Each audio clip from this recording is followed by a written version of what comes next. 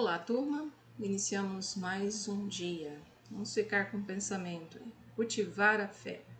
É preparar o terreno da vida para receber as bênçãos de Deus. É esvaziar o coração daquilo que só faz pesar a alma e preenchê-lo com a leveza do amor, da serenidade e da confiança no Senhor.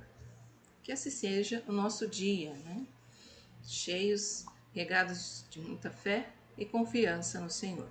Para a aula de história de hoje, iremos dar continuidade sobre o trabalho na colônia, a produção do açúcar e o tópico em busca de liberdade. Falaremos sobre os quilombos.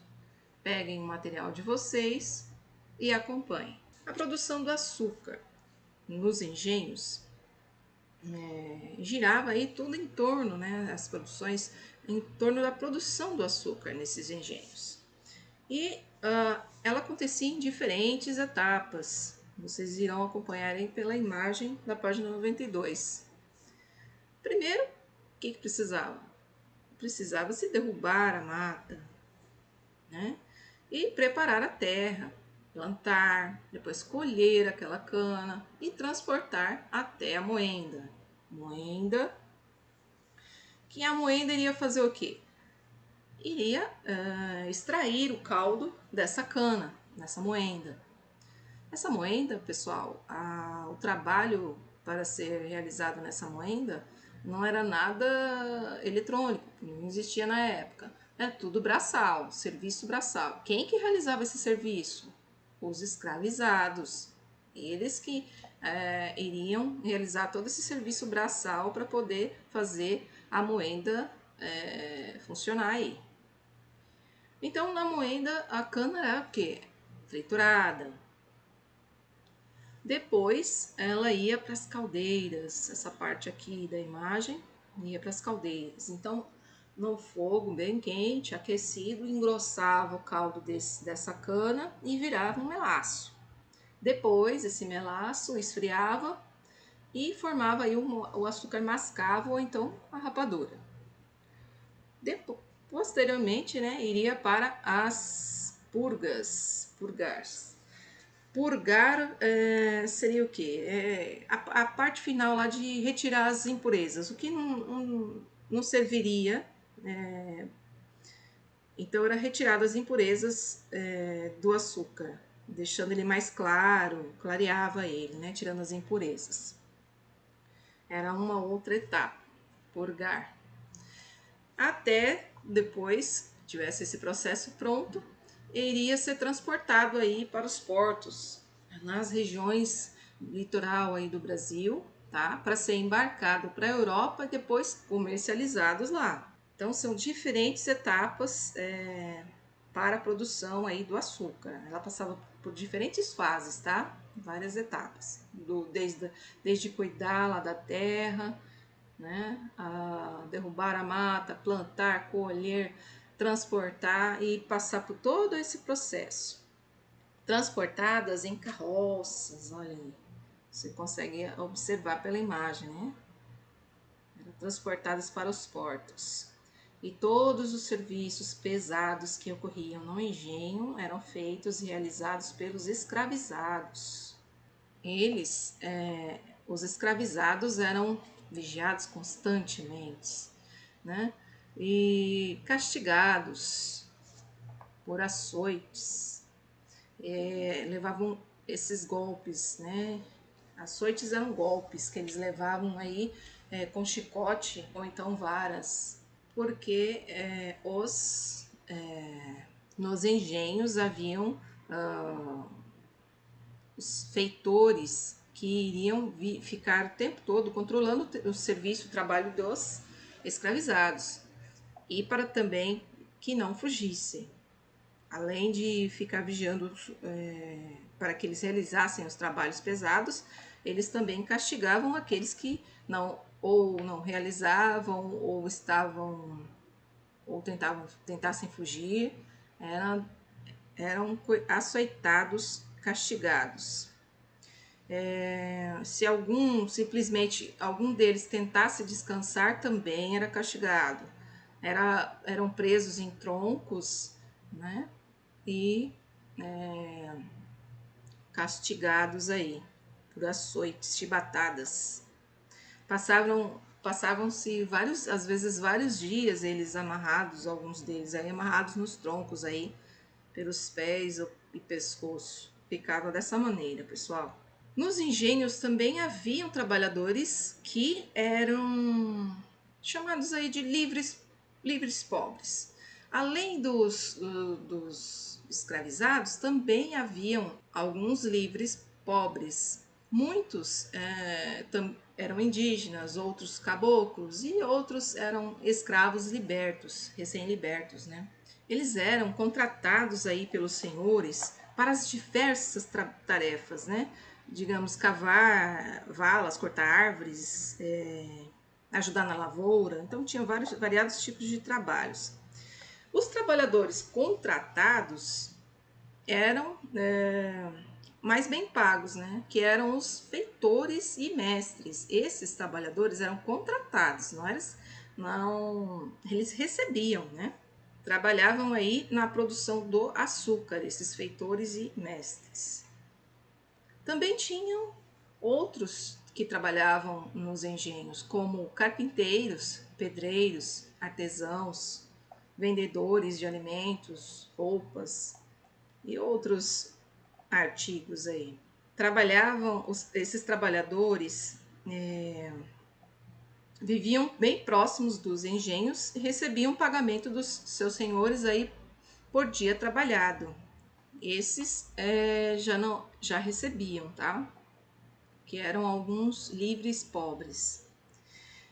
Os feitores, eles eram responsáveis aí para manter o trabalho, né? Manter o ritmo. Tinha que trabalhar num certo ritmo, né? De produção para poder colher cada vez mais para os seus senhores. Eles vigiavam os africanos escravizados aí, tentando impedir as fugas. E para entender um pouco sobre essas fugas, vocês acham que os escravizados aceitaram a escravidão?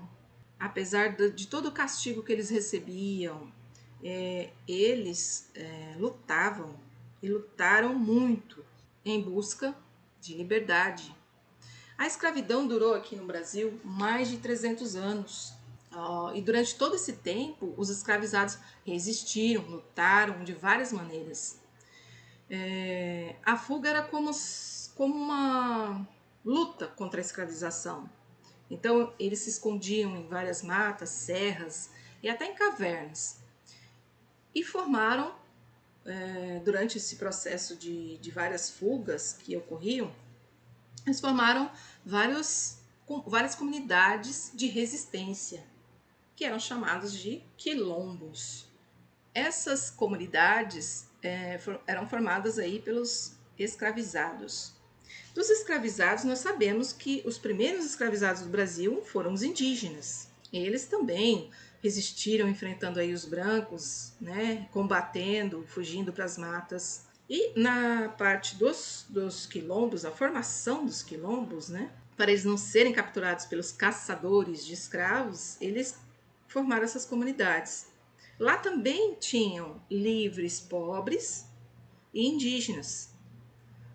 Os moradores dos quilombos plantavam aí em roças e criavam animais também. Os alimentos que eles produziam aí era para o próprio sustento da comunidade e trocarem entre povoados próximos que houvessem entre eles. Além da fuga, né, ser uma luta contra a escravização, também havia quem conseguisse comprar uma carta de alforria. O que seria isso? Carta de alforria era um documento que dava liberdade ao escravizado. Então o senhor libertava o escravizado, mas em troca de uma certa quantia de dinheiro. Somente quem conseguia juntar essa quantia de dinheiro. Imagina, nem todos conseguiam, porque eles já eram escravizados. Ocorre que nessas formações dos variados quilombos que existiram no Brasil, Quilombo dos Palmares é um dos mais conhecidos, foi o maior, né? Quilombo. Pergunto aí, vocês já ouviram falar que 20 de novembro é comemorado o Dia da Consciência Negra. Mas você sabe por quê? Por que é comemorado o Dia da Consciência Negra? Sim, nessa data é comemorado o Dia da Consciência Negra, porque lembra a luta dos escravizados aí contra a opressão, né? E em busca aí da liberdade, pela liberdade. Então, 20 de novembro se tornou aí uma data que faz menção, né, a essa situação. Zumbi foi o chefe dos Palmares, deste quilombo. O quilombo era a comunidade. Dos Palmares, a localização lá, qual quilombo era? Quilombo dos Palmares. Esse quilombo dos Palmares foi um dos maiores. E Zumbi foi o chefe desse quilombo, dessa comunidade, dessa localização aqui, em Palmares, tá? O maior quilombo aí formado aí na Serra da Barriga, que hoje é a atual Alagoas. Lá viviam milhares de africanos indígenas, tá? Que plantavam, criavam animais. Vários senhores de engenho, que eram donos de terras, né?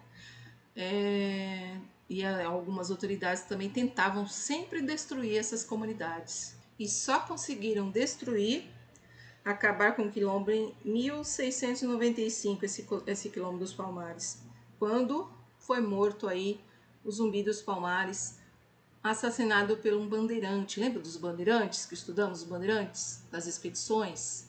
Então, um bandeirante paulista chamado Domingos Jorge Velho, ele que assassinou o Zumbi. Aí se encerra ali o quilombo dos Palmares. Como ocorreram muitas fugas, né, durante todo o século XVIII, o governo acaba criando o quê? O cargo de capitão do mato.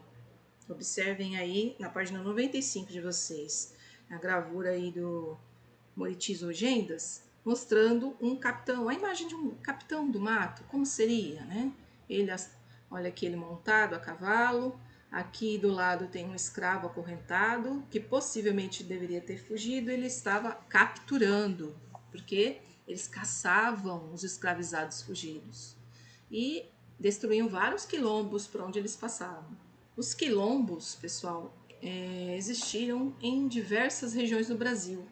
Vocês veem aí, pelo mapa de vocês, da 95, temos aí aqui o quilombo do Trombetas, né? Mais aqui abaixo, quilombo do Quarité, aqui também nessa região, quilombo do Calunga, quilombo do Palmares fica mais aqui, né, em Alagoas, quilombo, aqui também, quilombo Buraco do Tatu e quilombo Saracura. Uma divisão, de acordo aí com a legenda, vocês acompanhem, na divisão política atual, e tem os quilombos, a herança dos quilombos aqui. Então, atualmente também existem muitas comunidades onde vivem aí descendentes de africanos e afrodescendentes que formaram naquela época os quilombos aí da época do Brasil colônia. Ainda existem. A palavra quilombo, quando nós falamos quilombos, quilombo ela é uma palavra originária aí da língua banto. Lembra dos povos bantus? Sim, falada aí pelo povo Ovimbudu, que se refere a uma sociedade de guerreiros, né, conhecida aí da África Central. Agora, com relação às atividades, pessoal, eu vou dar uma orientação de algumas questões aqui. Ao final, eu vou deixar um link de um site de história, um jogo de quebra-cabeças. O tema é Economia Canavieira do Brasil, no Brasil Colônia. Participem aí, joguem depois do final da aula. Deixem para fazer essa parte do jogo do quebra-cabeças no final da aula, quando acabar tudo, tá? Com relação às questões, irei orientar aqui, ó. Na página 93, pede lá para escrever um texto descrevendo. O que é descrever? Contar detalhadamente. Descrever é contar detalhadamente. Você irá escrever um texto, pequeno textinho, sobre aí um engenho e vai utilizar as palavras que estão lá, tá? Tem lá a palavra cana-de-açúcar, escravizados, colônia, trabalho, engenhos. Nesse pequeno texto você vai e escrever sobre o engenho utilizando essas palavras. Tem que ter essas palavras dentro do seu texto. Não muda não, elas não, tá? Tem que ter essas palavras aqui dentro do seu texto. Textinho aí, 5 linhas, tá bom. Dá para explicar muito bem sobre o engenho utilizando estas palavras. Já nas atividades do capítulo, na primeira questão, pede para elaborar frases sobre o trabalho escravo nos engenhos coloniais. E isso ela traz lá de letra A, várias palavras, igual aqui, ó. Igual essa primeira. Traz letra A. Tem senzala, engenho, casa grande. Você vai fazer uma frase com essas 3 palavras. Letra B. Feitor, caldeira, escravos, moenda. Vai escrever outra frase com essas 4. Letra C. Melaço, cana-de-açúcar, comércio e purgar. Vai escrever também mais outra frase. São 4 frases. Da letra A a D. A, B, C e D. 4 frases vocês têm que escrever, utilizando as palavras que estão em cada letra. A segunda questão pede para explicar o que era um quilombo. Quilombo, lembra? Comunidades formadas aí por escravizados, fugidos, e alguns deles aí africanos e afrodescendentes, viviam pessoas pobres e indígenas, não é? E para sustentar esses quilombos aí, os quilombolas plantavam e criavam animais, né? Além de trocar as mercadorias e comunidades. Na terceira questão, registrar informações sobre o quilombo dos Palmares. Lá pergunta, na terceira questão, quando foi formado o quilombo? Tudo é sobre o quilombo dos Palmares, não é outra coisa. Está escrito assim, quando foi formado? Ah, mas professora, quando foi formado o quê? Leia a terceira questão. Não está falando sobre o quilombo dos Palmares? Então, a terceira questão inteirinha é tudo sobre o quilombo dos Palmares. Quando foi formado, onde foi formado, quem vivia em Palmares, nome do principal líder de Palmares, quem era o líder-chefe lá, significado da data, o que significa a data de 20 de novembro, tudo isso. Quarta questão, escrever a sequência das etapas da produção do açúcar. A sequência, pessoal, lembra? Mostrei lá no início. Moe, não é? A sequência da produção. Não é desde a colheita ainda não, tá? Então, moe a cana, lembra? Cozinha, tem a parte do cozimento, da purgação, da embalagem, do embarque. Vocês vão colocar lá em ordem qual é a sequência. A quinta questão. Quinta questão, vocês irão ler um texto sobre as etapas do processo de açúcar e responder as perguntas que tem lá. Qual é a etapa de produção descrita no texto? Aqui está no texto. Qual era a etapa anterior àquela descrita no texto? Aqui vai depender do texto, tá? Tem que ler o textinho que tem aí. Sexta questão. Quais eram as tarefas dos escravizados? O que os escravizados faziam? O que eles faziam de tarefa? Era encarregado para fazer todas as tarefas, né? Das mais pesadas lá, até os serviços domésticos. Vocês irão falar. Sexta, letra B. Quais eram as atividades dos trabalhadores livres pobres? Sim, eles não eram contratados para cavar valas. Vocês vão colocar todos aqueles detalhes que já foram falados aí, ok? Responderão as tarefas. Tendo dúvidas, mandem mensagem. Até mais!